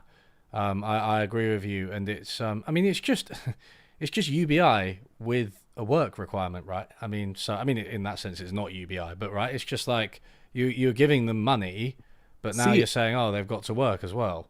See, I think that's actually a little bit off, and I think that's part of the, again, one of those things where it's like it's a little bit strange because they position it as, the alternative to UBI. Hmm. And I look at it and I'm like, guys, this is the alternative to unemployment benefits as we know it, right? Because that's what you're talking about, people who don't have a normal job. And we Hmm. have a program for that where we give them money. You also want to give them money, right? You also want to give people who don't have a normal job money. It's just that you want to make them do stuff for it. Hmm. And that's, I don't know. I guess I can get the impulse for it to some extent, but it's just that's I don't agree with that. And I also think again, when we get to practical administration, when you make these benefits hard to claim, that doesn't work out very well. Like I think, and this Yeah. is especially true for unemployment. I was unemployed on benefits for 3 or 4 months. Hmm. And I'm looking for a job. I'm in a bit of an oddball situation where I got fired in a public way. And so Mm. there's like stuff about me on the internet. And I have a specific set of skills that are somewhat niche. I'm trying to be a labor lawyer. I've got like a tricky path ahead of me, to navigate the labor market and get back in, ideally to get back in a job that is, you know, at my same earnings level, at my same skill level and You had whatever. posting on your CV. Yeah, that was, and if I had to go do, I mean, and these people, they wanted you to work a full-time job. If I had to get up and spend even 20 hours a week doing community service, I want to be job seeking. I Yeah. want to be trying to talk to people, I had to do these soft touch things with the unions. Hey, yeah, I know, but let me talk to you. Yeah. And you want me to go do 20 hours of raking leaves. And I don't mean to diminish that activity, but that's not what I'm trying to do. I'm trying to Mm. get back in the labor market in a normal way. And what you're asking of me would make that harder. So I don't want it. Yeah. No, I mean, it's like, I think one of the issues is, and people often make this mistake, I think. I mean, this is where libertarians actually, to come sort of full circle, sometimes have a point, is their skepticism of state involvement in certain things, right? And I think it's okay to think that raking leaves is a necessary thing that we should have more of. People should do more community work. We don't take care of our neighborhoods as much as we could do. We don't take care of the environment as much as we could do, etc. Those types of jobs, volunteering jobs, socially useful jobs. We need more of those, probably, right? But to then like say that's something that the state should mandate through benefits, right, as a means test attached to benefits, is actually an entirely different claim, because you're not saying raking leaves is bad. You're just saying that you shouldn't make people do it in order to get access to money that they need to live. Yes, right. Yeah. Especially to get unemployment benefits. And these things can be detached, right? So Mm. I would have no problem if you want to put some money aside to have the government essentially coordinate community service activities, because there are a lot of people, and you see this especially among elderly, retired people. They're still like physically robust and they get bored and alienated sometimes. And if you wanted to make it real easy for them to just like go to some kind of government clearinghouse and hey, we've got all these volunteer activities and whatever. Cool. Don't condition Mm. their old age pension on it though. Like if they want to do it, they'll do it. And a lot of people do try to volunteer like that. I have no issue with that. Mm. And if you have something that you're like, well, look, I don't want to leave this strictly to volunteering, then just fund it in a normal way, right? One of the things they always would focus on, there were a lot of kind of community service projects related to parks and stuff, raking and painting and like just public. And it's like, well, look, every city in our country has a parks and rec department. Just Mm. up their budget Mm. and tell them Yeah. to go hire someone. Here you go. You got one more job there, and someone got it, and through some vacancy chain, we have one less unemployed person. So you kind of solve the same thing. Mm. Yeah. I mean, you sort of touched on this, but with the job guarantee, one of the claims is that it will reduce or anchor inflation, right? By having a kind of set floor under wages, so that there's no kind of wage price spiral. I mean, what do you think of that claim?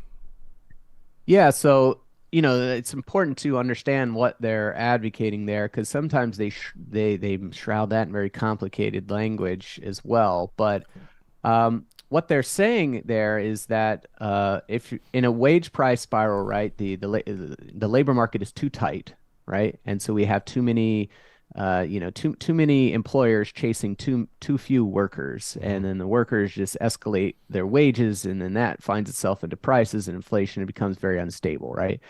And so, the way that we deal with this right now in theory, though we haven't had this problem for quite a while, is we cool down the macro economy in order to reduce demand for labor and cause people to be laid off, probably, right? I guess there's technically a way to do it perfectly where you don't, but if you overshoot, or it's already too hot and you feel like you need to overshoot, you're going to have millions of people thrown out of work, right? And right now, and in a good system, those millions of workers would hopefully be put on benefits, and they will go back to work. And it's important to understand that when people Sure. become unemployed, like unemployment, it's a revolving door, right? So they go back into work in a few months, someone else will be unemployed, and okay, so that's the system we have right now, and that it cools down the wage price spiral. So their alternative is the same thing, except when those workers get laid off and put on benefits, one, their benefit is tied to the minimum wage. So Hmm. it's not earnings related. So it's not like replacing a certain fraction of your income. That's bad, in my view, like in terms of income security. And then two, you got to go do community service. Mm. So it's the same solution, right? Which is, and Ray is so dead-eye clear about this in his earlier writing. He uses this word. He says, we do not get rid of the surplus, what is it, the reserve army of Mm. the unemployed. We maintain the reserve army of the unemployed Mm. as a check on wage growth. Mm. It's just that we put that reserve army in a work program, and that actually makes them better as reserve army people because no one likes a work program. So they're going to be more aggressive about looking to get back into the workforce. So that's essentially their move, is to just say, do the exact same thing that other people do, which is cause all this disemployment, but put them in a work program, and hopefully that work program will be sort of more miserable, and they'll be more keen to undercut, wage demands. Mm. I think that latter bit's, I don't know, it's a little bit much, but I guess that would be where they'd say, therefore we get better inflation control because we kind of immiserate the workers more by attaching this work requirement. And through that process, we make them more eager to go back into the normal labor market. And when they're more eager to go back in the labor market, they'll be more willing to accept lower wages. Mm. But yeah, I don't know. I that just all seems unnecessary to me. Yeah. And Yeah, it does. And I'm not 100% convinced that it would actually work as well in the sense that um, in the way they imagine it. I'm not convinced that having that kind of minimum wage is necessary. Because suppose you've got like two sets of workers, right? And you've got like the minimum wage, reservation wage people, and you've got the kind of, let's call them high skilled for the purposes of argument, people, and they're in kind of different labor markets, and that's how things kind of function. There are different labor markets, really. Like, I'm not competing with people on minimum wage, right? And so that would only contain wages, if at all, in that minimum wage labour market, right? It wouldn't apply to the high skilled. And say you've got a wage price spiral in those sectors, in that sector of the labour market, then it seems like a job guarantee is just going to miss that. I don't think it is going to contain the wage price spiral. yeah, yeah, I mean, that it cuts the other way as well. I always think because sometimes they'll say it pushes up wages. It just depends. Sometimes it pushes them down, sometimes it pushes them up, and you're like, well, how would it push up wages for anyone whose wage is not like in the bottom few percentiles of the wage Mm. distribution? But um, I think what they would say to that is they'd say, no, no. So what we're going to do is we'll cause a bunch of layoffs at the high end of the labor market, and then those people will be put on the minimum wage in this work program, and then they'll be really eager to get out Okay. of that. And Cause then high they'll, layoffs with higher taxes, or various policy mechanisms yeah, yeah, through taxes. through That's usually how taxes. they say, yeah, we'll, Yeah. yeah, use Okay. use amp up the taxes, cool down the economy. Those high earners will get put on minimum wage, and then that'll give them enough of a check to say, hey, go take a 10% cut, 20% cut, because Mm. it's better than this, I think. that's not how they pitch it, but if you're Mm. trying to figure out like logically why did they say this, and it's like, okay, read Randy Ray from 1994. He'll shoot you straight on why they thought that that made sense. But that's just a kind of a gruesome thing to say, Mm. to say, hey, well, we're just gonna kind of immiserate people, and again, just do the same thing that we uh, complain about, which is use disemployment to control inflation, but then say it's not really disemployment because we're forcing them on like a minimum wage community service thing. Yeah. Yeah. Yeah. Yeah. Yeah, I agree. Okay, so I mean, it's been I've kept you for 2 hours, Matt. But it's been really fun to talk to you as I expected it would. So yeah, thanks so much for coming on. And I guess if you just want to plug everything, especially your YouTube channel, because we're on YouTube and people should check it out. Yeah, that'd be good.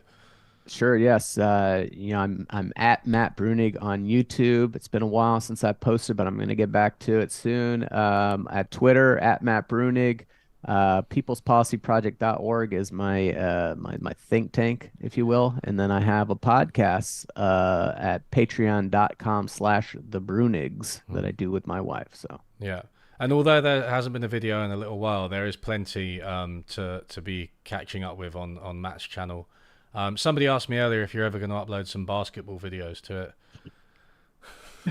yeah, no, probably not. We'll see. Yeah, I'm getting older, but I do have a review of a basketball that I bought on there, so Oh, do you? Back you all can the way check that back. out. I haven't been that far back. Yeah, I think that was my first video. I did a parody of like an unboxing. This was like many, many years ago when I was just like sitting on a YouTube account doing Yeah. nothing with it. It struck me that it would be funny to pretend that I'm unboxing an Amazon Basics basketball. Like Amazon started selling a store brand Yeah. basketball, and I don't know, people got a kick out of it. So Okay. Okay. yeah, I'll have to look at it. Um, but yeah. Anyway, so thanks again. And thanks to everyone in chat. We had a lot of people. We had like 300 at one point. So yeah, really good stream. See you all.